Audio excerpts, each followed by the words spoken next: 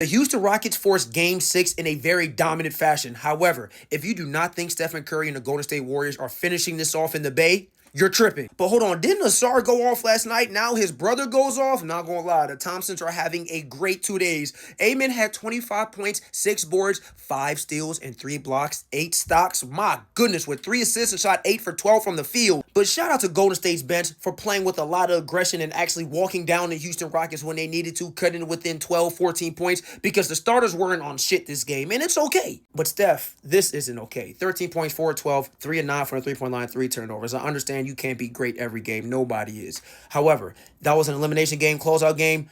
Game 6, he's going for 40. But really, the top score is what the starters were doing. This is what they got off the floor with.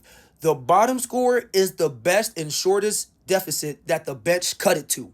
The bench was hooping. I'm not going to lie. At the end of the third quarter, I was like, yo, if they don't cut it within 20, the game is over.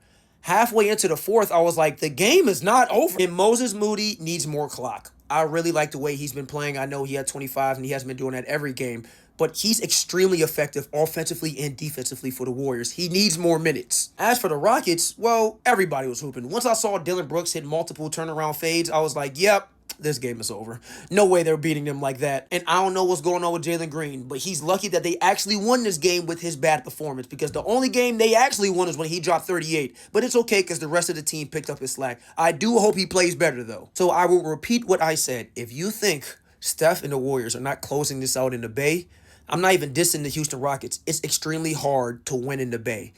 And then you just had Steph coming off a bad game like this, and Jimmy had a bad game. Yep, I'm definitely going with the Warriors at 6.